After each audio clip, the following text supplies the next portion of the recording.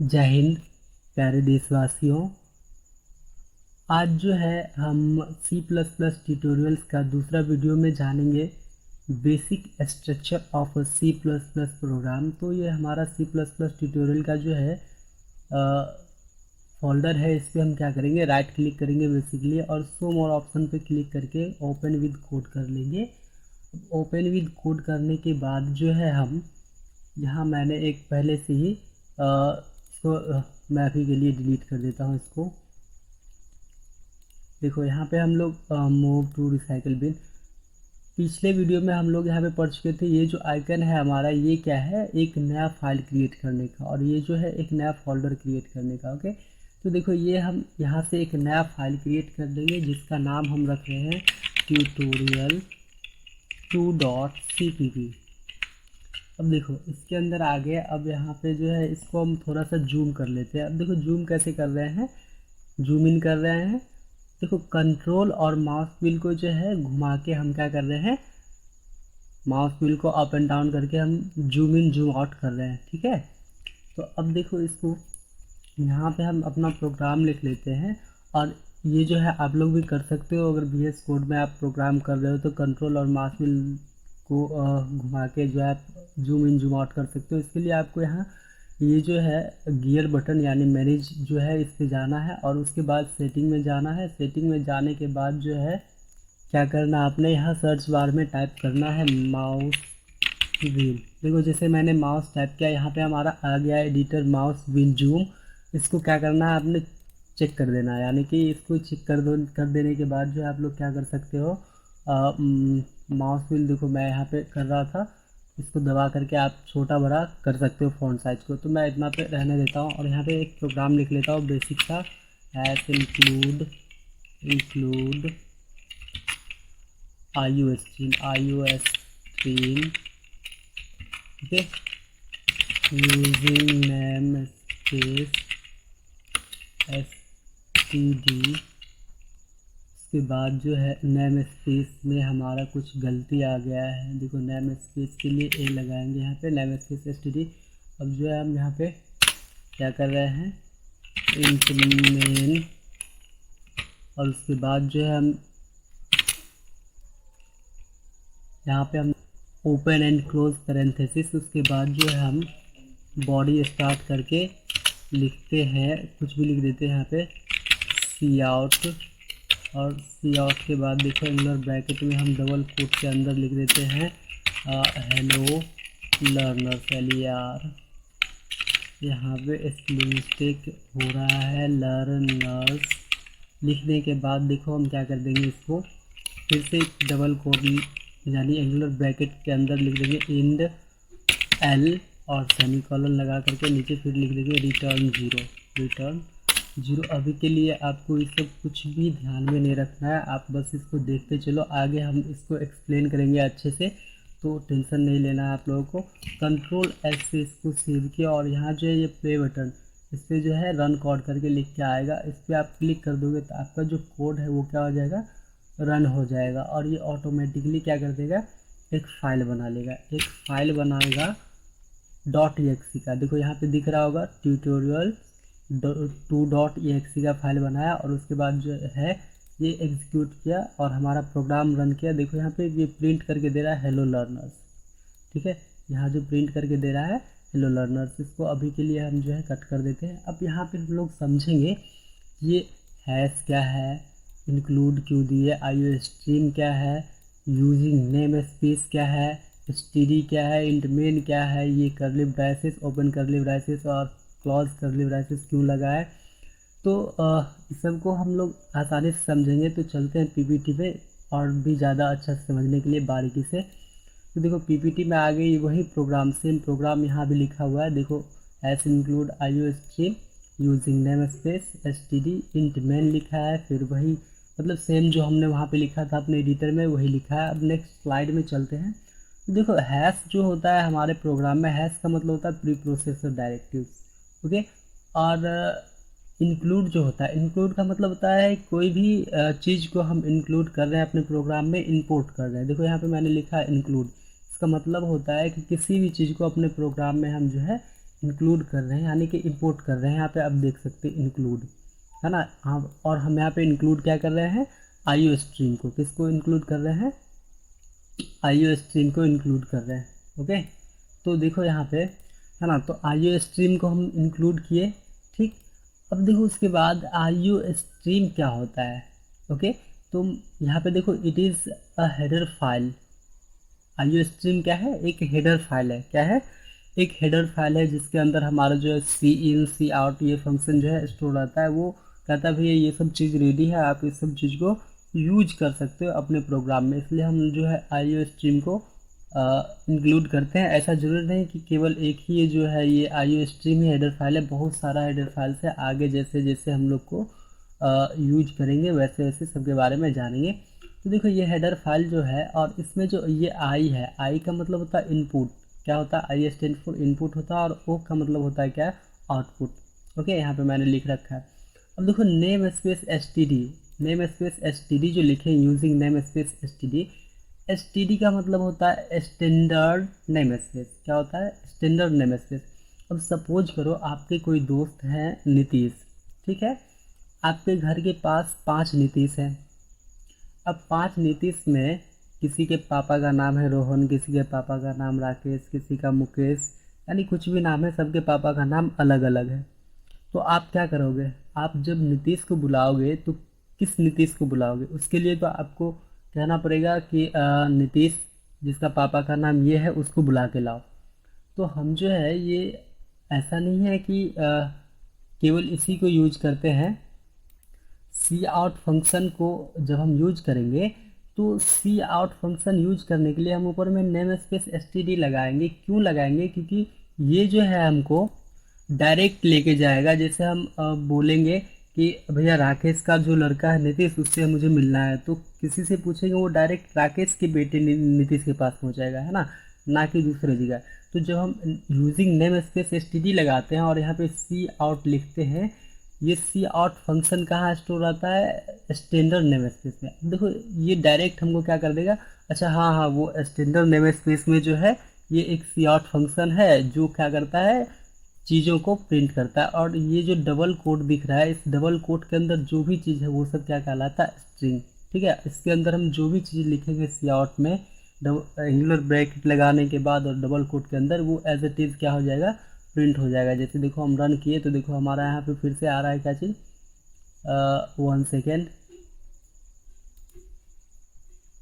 1 second.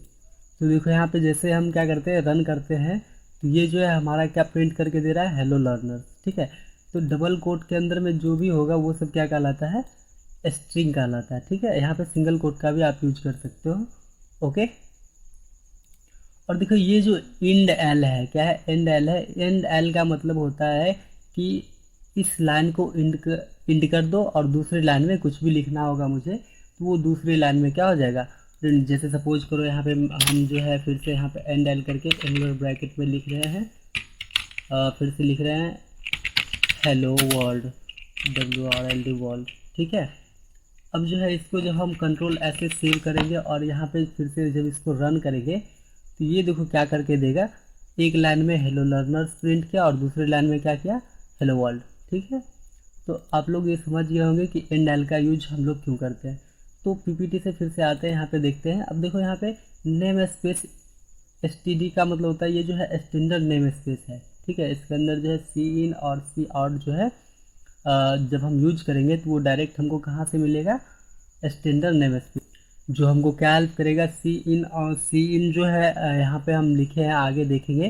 अब देखो ये किसी भी स्टेटमेंट के लास्ट में सेमीकोलन का लगाना मस्ट होता है। अगर सेमीकोलन नहीं लगाएंगे तो देखो ये एक एरर थ्रो कर देगा। देखो यहाँ पे हम सेमीकोलन नहीं लगाए तो देख रहे हो यहाँ पे अगर इसको देखो सपोज करो कंट्रोल एस करके हम यहाँ पे रन करेंगे तो ये क्या करेगा, कुछ ना कुछ मुझे क्या कर देगा। देखो एरर क्या कर रहा है, एक्सपेक्टेड सेमीकोलन बिफोर रिटर्न। ठीक है, तो यहाँ पे जो है सेमीकोलन लगाना क्या है, द मस्ट है। ठीक, तो सेमीकोलन लगाएंगे, उसके बाद जो ये है हमारा नेक्स्ट स्टेटमेंट में हम बढ़ेंगे। अगर नहीं लगाते हैं तो वहाँ पे हमको एरर दे देगा। ठीक है, फिर से चलते पीपीटी में। अब देखो इंट क्या है, इंट। तो देखो इंट जो है यहाँ पे ये इंट दिख रहा होगा, इस इंट का मतलब होता है इंटीजर, क्या होता है, इंटीजर होता है। उसके बाद हमने लिखा मैन, मैन के बाद जो है ओपन और क्लोज पैरेंथेसिस है। मैन देखो एक फंक्शन होता है, मैन क्या होता है, एक फंक्शन होता है, और ये हमारा प्रोग्राम का जो है एंट्री पॉइंट है, ये हमारे प्रोग्राम का क्या है, एंट्री पॉइंट है। इसको देखो सिंपल सा यहाँ से समझते हैं हम लोग। जैसे देखो कहीं पे गए, मान लो कि ये जो है यहाँ पे आए, अगर सपोज करो कि हम किसी होटल में गए या रेस्टोरेंट में गए, वहाँ पे क्या करते हैं हम लोग, ऑर्डर देते हैं और सिंपली से जाके क्या करते हैं, जाके टेबल पे बैठ जाते हैं, ऑर्डर की टेबल पे जाके बैठ गए। तो ये जो मेन है, यानी कि ये जो है हमारा एंट्री पॉइंट है, ये मेन क्या है, हमारा एंट्री पॉइंट है। जहाँ पे हमने गया और बोला मुझे भैया चावल दाल और सब्जी चाहिए, तो ये क्या करेगा, हम इस मेन को जाके बोल दिए। अब मुझे नहीं पता ये मेन क्या करेगा, ठीक है, ये क्या करेगा, मुझे तो बस क्या चाहिए, चावल दाल और सब्जी चाहिए। तो ये मेन क्या करेगा, अपने अंदर में जो इसके वर्कर्स हैं, मान लो फंक्शन ए है, फंक्शन ए को बोलेगा देखो ऐसा करो तुम चावल बना के दो, फंक्शन बी को बोलेगा तुम दाल बना के दो, फंक्शन सी को बोलेगा तुम सब्जी बना के दो। अब जरूरी नहीं है इस मैन के अंदर फंक्शन ए बी सी ही, यानी कि यही तीन हो, इसके अंदर भी और सारे फंक्शन हो सकते हैं। अब फंक्शन ए को चावल बनाने का काम मिला है, इस फंक्शन ए के अंदर में भी एक कोई स्मॉल ए होगा, स्मॉल फंक्शन होगा, या कोई भी फंक्शन होगा इस फंक्शन के अंदर, ध्यान से सुनना, इस फंक्शन के अंदर।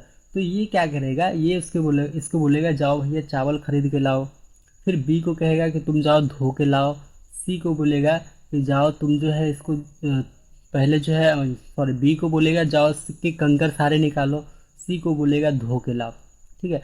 और फिर इसके अंदर में भी और सारे फंक्शन हो सकते हैं। सी क्या करेगा, सी के अंदर जो फंक्शन होगा वो बोलेगा चलो तुम पानी चलाना हम धोएंगे, ठीक, इस तरह से और भी सारे बहुत सारे फंक्शन हो सकते हैं, ठीक है।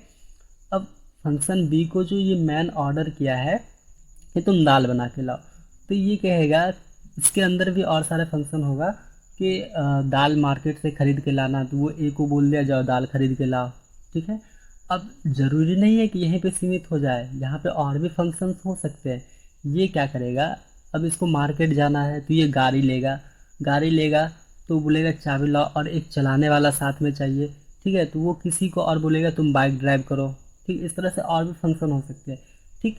अब फिर ये जो बी नाम का फंक्शन है वो क्या करेगा, ये स्मॉल बी नाम का ये जो फंक्शन बी है जो इस बी से कहेगा कि भैया दाल को तुम जो है क्या करो, कंकर निकालो, इसमें जो भी अवांछित पदार्थ है इसको निकालो, और इसको क्या करो, आ, कंकर वंकर निकाल करके मुझे दो जल्दी से। अब ये फंक्शन बी के पास जब गया तो ये सी के पास भेज दिया, बोला तुम जो है इसको धो करके लाओ, ठीक। और भी इसी तरह से इसके अंदर भी और सारे फंक्शन हो सकते हैं। फिर फंक्शन सी के पास गया, मेन फंक्शन सी को काम दिया था कि जाओ तुम सब्जी बना के लाओ। अब सब्जी बनाने के लिए तो स्वाभाविक सा बात है कि कहेगा भैया सब्जी खरीद के लाओ, फिर बोलेगा, एक को बोलेगा सब्जी काट दो, कोई बोलेगा सब्जी धो दो। तो ये ए को, ये जो यहाँ पे ए है इसको बोलेगा जाओ तुम सब्जी खरीद के लाओ, बी को बोलेगा सब्जी काट दो, सी को बोलेगा सब्जी धो दो, डी को बोलेगा चलो अब तुम जो है यहाँ पे मसाला बिरयानी बनाओ, उसके बाद जो है उसमें हम जो है क्या करेंगे, सब्जी को डाल करके बनाएंगे। और इसके अंदर भी बहुत सारा फंक्शन हो सकता है। तो मेन क्या है, हमारा एक एंट्री पॉइंट है। हमने मेन को बोला मुझे भैया चावल दाल और क्या चाहिए, सब्जी चाहिए, तो हम इससे क्या एक्सपेक्ट करेंगे, ये हमको चावल दाल और सब्जी एक थाली में ला करके दे दे, ठीक है। स्किप मत करना, ध्यान से इसको सुनना, नहीं तो मे भी हो सकता है समझ में ना आए, इसको ध्यान से सुनना। और अगर ये समझ में आ गया तो बहुत इजीली से समझ जाओगे एक सी प्लस प्लस प्रोग्राम का बेसिक स्ट्रक्चर कैसा होता है। तो मेन से हम क्या एक्सपेक्ट करेंगे, ये हमको चावल दाल और सब्जी एक प्लेट में ला के देगा, और वो अंदर क्या कर रहा है उससे मुझे कोई मतलब नहीं, ठीक है। वो फंक्शन ए को कॉल करेगा, बी को कॉल करेगा, सी को कॉल करेगा, फिर ए बी सी को कॉल करेगा, फिर बी क्या करेगा ए बी सी को, फिर इधर जो है फंक्शन सी ये हमारा ए बी सी डी को कॉल करेगा, और उसके अंदर बहुत सारे फंक्शन हो सकते हैं। कि यानी हम यहाँ पे समझ जाओ सिंपल सा कि मेन जो है हमारा क्या है, एंट्री पॉइंट है, ठीक है।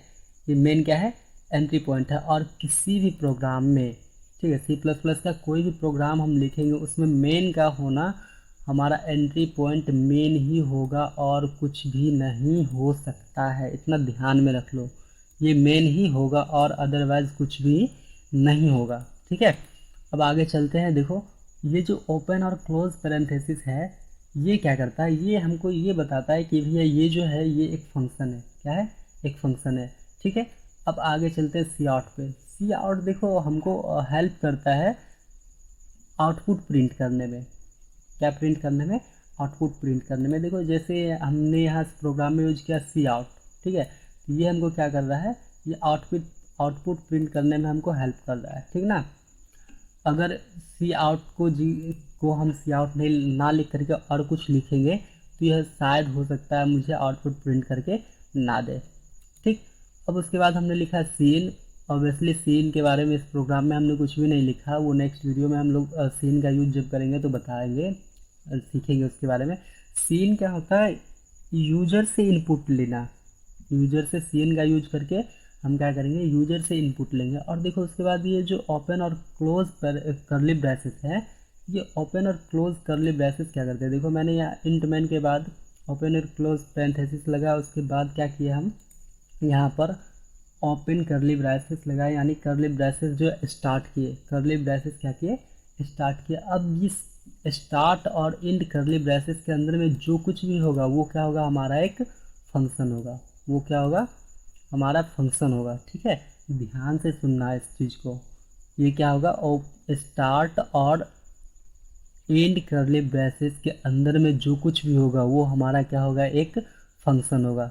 ठीक है, इसके बाद जो है हमारा ये रिटर्न जीरो लगा है। क्या लगा है, रिटर्न जीरो। रिटर्न जीरो का मतलब ये होता है कि हमारा जो प्रोग्राम है वो सक्सेसफुली क्या हो चुका है, टर्मिनेटेड हो चुका है। ओके, तो ऐसा नहीं है कि इससे जो है स्टार्ट बडी और इन बडी के बीच में हम लोग केवल एक ही जो है फंक्शन लिख सकते हैं, और भी इसके अंदर फंक्शन लिख सकते हैं। जैसे कि यहाँ पे हम देखें कि मेन के अंदर जो है ये सारा है, ए है, फिर बी है, फिर सी है, फिर इस ए के अंदर ए है, बी है, सी है। इस तरह से बहुत सारे फंक्शन लिखे जा सकते हैं, और जो हम आगे के वीडियो में जानेंगे।